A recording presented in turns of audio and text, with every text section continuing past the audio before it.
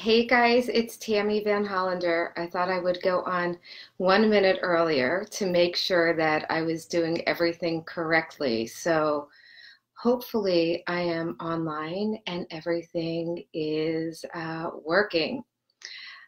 So I feel like I should wait a couple minutes or 1 minute since I said that I would be on at 2 o'clock. But it's 2 o'clock. So I just wanted to welcome everybody, and I felt like I needed to do my part in trying to support others as we're all going through this big change of moving our play therapy practices to a Tele-Play Therapy platform. So first and foremost, let me start off by saying that this is not a webinar. I am by no means an expert in telehealth. I am not going to, hi Kim, I am not going to be talking about service codes. I am not going to be talking about insurance. I am literally going to be giving you guys a little bit of an idea of what I'm doing in terms of my work, and some of the interventions that we'll be talking about may or may not be right for your client. And it all depends on what type of client that you are working with. You know, when we all found out that we had to move to telehealth, it was pretty scary because we felt that we all are connected to our clients, we're face-to-face with our clients, but many of us know as we're doing this that so many of the activities that we have been doing for years and years with kids and expressive therapies activities, we're doing all the time that we could still be doing online. So I wanted to put that out there. And I also wanted to put out there the importance of our own self-care and what do we need to be doing. So I also am doing this for selfish reasons that I've shut down my playroom, but for telehealth and for even doing these Facebook Lives, I'm hoping to come to the playroom, get dressed every day, come to the office. I have sneakers on for after this to take a walk, that it's so important for our own mental health to be able to do just what we need to do. Hey Carmen, hey Rose, thanks for coming. So I just wanted to just put all those things out there in terms of us practicing our own self-care. I was trying to think of who the person was who I had listened to a Oprah Soul, one of her Super Soul Sundays. Rose knows that I'm a fan of Oprah.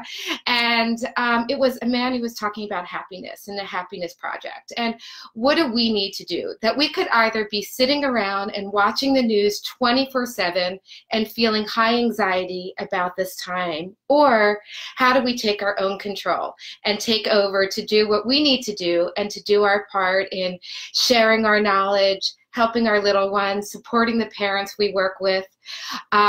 So another book that I wanted to recommend, and although I don't have it, I plan on getting it because I saw a podcast from Natasha Daniels of the AT Parenting Community. And she did a podcast with Don Huebner. I'm sure many of you guys know her. She wrote What to Do When You Worry Too Much, so many different books. And the last book that Don wrote, hold on, I put it down here, Something Bad Happened. And what she talks about in this workbook is that we could often feel paralyzed. Kids could be feeling paralyzed in terms of fear when there's nothing to do. So what she talked about prior to the coronavirus was if kids are feeling worried about climate control, if kids are feeling worried about gun violence, what can they do? Well, what they can do is being able to take some ownership, to write letters about gun violence, to do their part of recycling. So how can we help kids in terms of this time to do their part, to practice social isolating, to wash hands, to be able to teach their friends on how to wash hands, to have the kids be a part of what are their good ideas of songs for washing hands, or what are good ideas that they have for them when they're socially distancing themselves. We have to trust that the kids that we see have so many ideas. And we know that. We can go into the playroom with a completely blind, open agenda, and the kids just come up with so many different things. So we need to trust that process. So I want to just talk to you guys a little bit about a couple of the telehealth sessions that I have done so far and just starting. So in my regular playroom, what I do with kids is that I often start with a check-in with parents. So the check-in with the parent and child is, you know, what was thumbs up about this week? What was thumbs down about the week? This is something that the whole family can do together via the online. And what we could do with the whiteboard, so many things. So, you know what? I'm going to use the red one because it's a little bit. So, what was a happy, right? What was a sad? So when we're able to, what was something that got you really mad this week? So these are all the things that if we're able to do that and then to use it on the whiteboard, what a great way to be able to do it. So for some of the kids, when we're working on regulation, from emotional regulation, or for kids who really have difficulty with their resets, we may do something like an anger thermometer, right? So here's a 10 and going down. So what got you off the charts? These are just all different ways that we can be doing things. So what we do in my sessions is we first do the parent session of what was thumbs up, really talking about what was good about that week. And then what are some of the things that have been hard, because there's a lot of changes, talking about what it feels like for school to be out, them missing their friends. I have had some parents contact me that are really concerned about their little ones missing their friends and their connections with their friends. And let's brainstorm of ways that they can be connected with friends. So we may even put maybe in here, and I may ask them, you know, what are the different parts of maybe, because this is what we do in my session all the time. So I can certainly do maybe for them, or ideally I would love for them to have a piece of paper out and a marker, and what do you think maybe would look like right now? And let them draw a maybe, because they know my maybe pretty well. So that's one of the things that I would start with. And then for so many of the little ones that we work with and all the ages, there's so much concern about the coronavirus. So we really need to get our facts straight. And there are so many videos online, and there's and social stories online on the coronavirus. So for those of you that are fortunate enough to be able to have a split screen, it's a great time to show the video while you guys are both on it for children of the coronavirus. So let's do some psychoeducation. Let's get some facts straight for the kids so their anxiety is not going off the charts, right? And maybe even asking them, wow, about this virus, let's talk about it. On a scale from 1 to 10, how big is it? It was interesting. I had one child who struggles with OCD and with germ phobia. But for him, he said this wasn't a big deal because this is how he lives his life every day. So it's really being just in touch with them for those other things. So what I want to do is, after we do all those things and doing check-ins and feelings, we can move on to so many different things. So maybe so many of the kids in my office love, can you guys see that? Hangman. So find some really creative ways to be able to do hangman and asking them different questions that are processing, maybe something about being at home or something about their favorite activity to do. That is one that would be really helpful when we're playing, just being able to have gameplay. I had a list, and I don't have it here, of different jokes, because jokes are often really fun, and having a list of sharing a joke, maybe in the beginning and maybe at the end. You know, when we're looking at working with kids, we have to really look at that playfulness and how are we sandwiching to being able to take the activities and first maybe helping the kids self-regulate.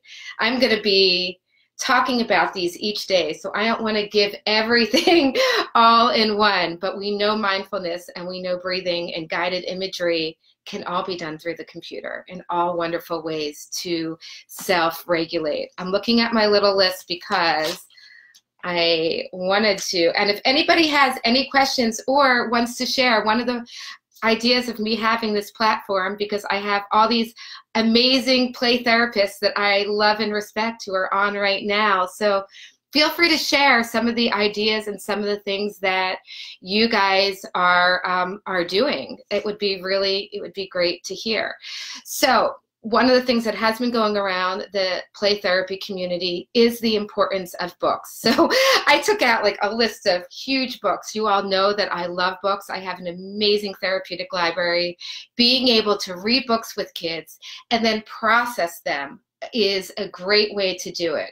I did a webinar on bibliotherapy for Therapist Express years ago that I will try to give you guys the handout of all the great processing questions to be asked when picking out a book, what's the appropriate book for the child of each age, and really being able to recognize what are the best books to use, because you can't just use any book. Everything that we do here with play therapy in the playroom, whether it's in the playroom or over the computer, we do with intention. So this idea that we're just kind of loosey-goosey with it, it's not about that. It's about our relationship, it's about our connection, and the things that we're doing all have intention. So I am not going to be on this here long because I want to be on it every day. I'm going to try at 2 o'clock. We'll see how I do with that. But I did want to I'm going to end each one with one of my favorite books. I will not read all of it, but What to Do with a Problem. All of these books are amazing. It's What to Do with a Problem. The other one is What to Do with a Chance. And somebody help me. What to Do with a Problem, What to Do with a Chance, and What to Do with an Idea. I was also told that there was another one as well.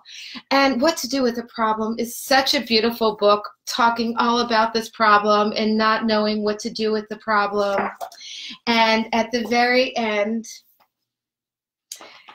it says, when I got face to face with it, I discovered something. My problem wasn't what I thought it was. I discovered it had something beautiful inside. My problem held an opportunity. It was an opportunity for me to learn and to grow, to be brave, to do something. It showed me that it was important to look closely because some opportunities only come once. So now I see problems differently. If I'm not afraid of them anymore, because I know their secret. Every problem has an opportunity for something good. You just have to look for it. So I love that. And I think we really need to be looking at that every opportunity has the opportunity for something good. This is a time for all of us to be able to practice our own resets, to spend time with our family, to practice self-care. We will all get through it together, to not be glued to the TV. We know what the social distancing is. We know what we need to do. And we all just need to do our part. Oh, I have a question. What do you think? Oh, thank you. Thank you, Kim. So does anybody else have any other questions or recommendations before I tune out of here? Okay, so feel free, though. I'm going to try to upload this on Instagram and YouTube, and I just want us to all work together because I would love to hear all of everybody else's ideas. Know that although we may be uncomfortable with telehealth, kids are very comfortable with computers. They love games, they love music, and oh, probably one of the things, though, that I did want to tell you for a first session, I'm sorry, as I was getting off, was probably the main thing I was going to talk about, is when we're first doing our first initial telehealth play therapy session, which I have been doing. I have the kids literally tour me around their house, show me where all of the things are, of all the things we've been working on over the years. So there's special worry stones, to be able to see them by their bed, to be able to see the paintings that they have worked on, or pictures of their sand trays in a frame in their room, or having anger thermometers that they're showing me that's on their refrigerator. It's pretty awesome that they're showing me that all the work we've been doing over the years is being implemented at home, and this is how they're using it. They're showing me where their worry spray is and how they use it in their bedroom. They're introducing me to their pets. They're introducing me to family members. So those are the beautiful, magical moments that we don't have here in the playroom, to be able to see a spotlight into their world at home and help them that way as well. So that would be it. So wishing you guys all good health and the best, and we will all support each other. Take care.